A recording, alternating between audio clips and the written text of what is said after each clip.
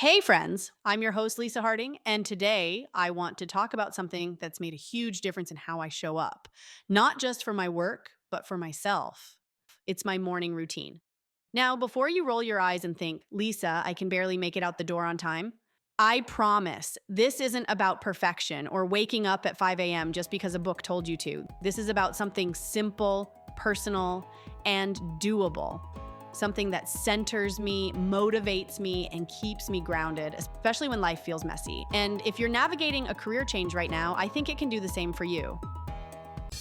I'm Lisa Harding, ex-EdTech CEO turned certified teacher career coach. It wasn't all that long ago that I was recruiting, interviewing, and hiring teachers for roles in corporate America. Teachers that ended up being some of my all-time best employees. Fast forward through my own career transition where I left my role as CEO to become a stay-at-home mom.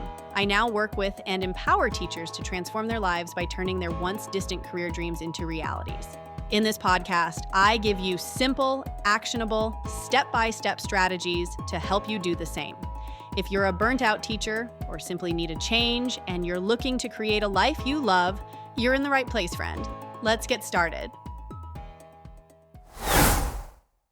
Whether you're still in the classroom and thinking about leaving, or you've already taken the leap and are figuring out what's next, how you start your morning has the power to shift your entire day and keep you on track for your long-term goals.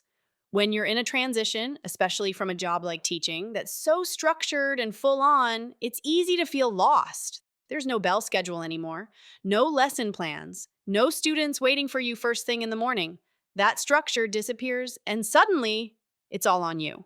And that's exactly why having a morning routine can help. It's not just about productivity, it's about anchoring yourself in something consistent and intentional, a small daily rhythm that brings clarity and calm to the chaos. And if you're like a lot of teachers, during a career transition, you can sometimes lose confidence or hit slumps. It's normal. But staying positive and focused and reflecting on just how blessed and amazing you are can really help, especially if you're able to turn it into a habit. You've probably heard of books like The 5 a.m. Miracle or The Miracle Morning. And while I don't follow them step by step, I love the idea behind them. What if I gave the first few minutes of my day to myself, not to my inbox, not to job boards, not to everyone else's needs, just to me? I started this by saying I was going to do my workouts in the morning, but I am not a morning person. And while I was able to muster through for about 3 months, and I did religiously get up at 5 a.m. and do my workouts, it didn't fuel me. I was fighting too hard to make it work, and my workouts weren't even that good. Then I realized I didn't want to fight so hard. What I loved about it was that I was up before the kids, and I started my day with some alone time. But I didn't have to do my workout then. In fact, my workouts are much more productive when I fit them in later in the day. But that time in the morning, giving it to myself before having to show up as a mother, a wife, a business partner, a coach, I could tell that was good for me. So I went back to the drawing board and focused on a morning routine that did work for me. And it has made all the difference in my life. So let me walk you through what I do now, not because my way is the right way. There is no right way. This is just what I do, and I've had to try different things. What you do may look a little different. Maybe starting your day with a workout is the best thing for you. If you are someone who likes to follow a plan, you're welcome to take my routine and just start with this concept and then make it your own. Or brainstorm your own plan before you get started. Today's episode is sponsored by the Teacher Career Transition Academy. Are you eager to explore new career possibilities but find yourself unsure of where to start? Look no further than our Teacher Career Directory. Available for free, this comprehensive resource features over 200 careers tailored for transitioning teachers. Dive into detailed insights including average U.S. salary ranges, occupational outlooks, and even a personalized skills and interests inventory. Download now at teachercareertransitionacademy.com/directory.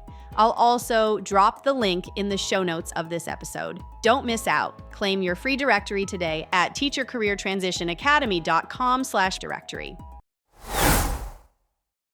Here's my morning grounding routine. I get up before my kids. For me, that means 5:45 a.m., which is way better for me than 5 a.m. That quiet time before the house wakes up is something I now treasure.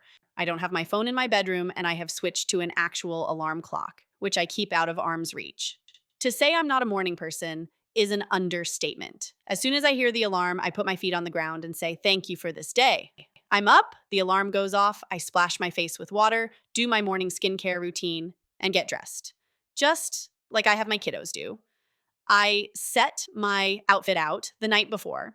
I go out to the kitchen and make my coffee. I also decide the night before what healthy breakfast item I want to start my day with, do any prep at night. Then I head out to my special space. For me, this just means my living room. But it also means that every evening before bed, I make sure the couch pillows are organized, the kids' toys are up off the floor, and the space is clean, tidy. I need a clean and tidy space or my brain can't relax. I have a few small lamps I turn on, nothing bright. It just creates this beautiful, calming atmosphere, and my house has never felt so quiet. If you don't know, I have a 3 and 6-year-old, so volume and mess just come with the territory. I set my favorite blanket out the night before. It was a Costco special last Christmas. It is a dupe of the popular Barefoot Dreams blankets, which, if you've ever felt one of those, you know how cozy it is. Even here in Florida, it could be 80 degrees out. I'm still cuddling up with that for my morning routine because it just feels like a big hug to me. Then I pull out my journal. It's just a spiral bound notebook I grabbed from Walmart. Nothing fancy, but I picked one that felt a little extra special. I use my favorite pen because, yes, I'm a pen snob, and I spend about 10 minutes writing. When I was new to journaling, I really didn't know what people did. Do you just start writing whatever comes to your mind? Was it like a diary? That didn't sound fun to me. But then I discovered something called guided journaling, and it really works for me. I love structure and a plan. So I guess it's no surprise I like this type of journaling, but there are lots of ways to journal. And again, no right way to do it. So every day I follow the same structure in my journal. Here's the format I use. First is gratefulness. I write down 3 things I'm grateful for, and I think long and hard. I think about all the things I'm grateful for and realize I could fill the whole journal. Then I have to concentrate and just pick 3. Focus on the micro level, small things. Because if you do the big generic things like family or health, you'll run out quickly. Today, for example, I wrote that I was thankful for warm coffee with sweet creamer, the smell of fresh basil, and my husband putting the kids to bed last night. Second, I write my intention for the day. How do I want to approach my day? Today, for example, I wrote, I'm going to be productive without worrying about perfection. Third, I name my top priority. What's the one thing I want to get done or stay focused on? Fourth, I do what I call a joy check-in. What's one thing I'm looking forward to that day? Again, it could be small and simple, like getting a morning hug from my toddler or a special dessert I have planned for family dinner. And number 5, I write out my release. What am I letting go of today? That last one is so powerful. Sometimes it's frustration. Sometimes it's perfectionism. Sometimes it's the pressure to have it all figured out. Whatever it is, naming it helps me stop carrying it with me through the day. After that, I usually take 5 or 10 minutes for mindfulness. Sometimes I do a short guided meditation on the Peloton app. Sometimes I find one on YouTube. If you were a VIP at the Teacher Career Transition Summit, you got access to a meditation app. This is the perfect time to use it. And if I have a little more time, I'll read. Usually just a few pages of a mindset or personal growth book, something that connects me to my bigger vision and reminds me why I'm doing this work. Or I use the time for prayer, start to finish. This journaling and meditation part of my morning routine is about 20 to 30 minutes, but that small pocket of time has completely changed how I feel during the rest of the day. You don't need to copy my routine, and you definitely don't need to make it complicated, but I challenge you to build something, anything that helps you start the day grounded. Maybe you light a candle and take 3 deep breaths. Maybe you write one encouraging sentence to yourself. Maybe you listen to this podcast as you sip your coffee. The what doesn't matter as much as the why. And the why is this: consistency builds momentum, and momentum creates change. When you have a simple morning rhythm, even just 5 or 10 minutes, you stay connected to your goals.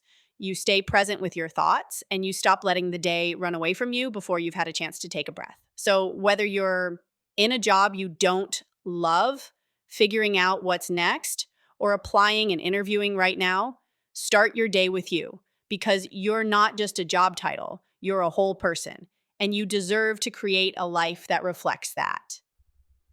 Thanks for spending this time with me today and letting me get a little personal.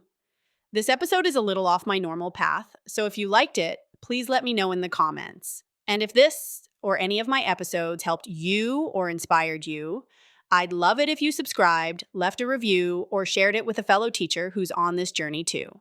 And remember, friends, the journey is just the beginning. Embrace the adventure.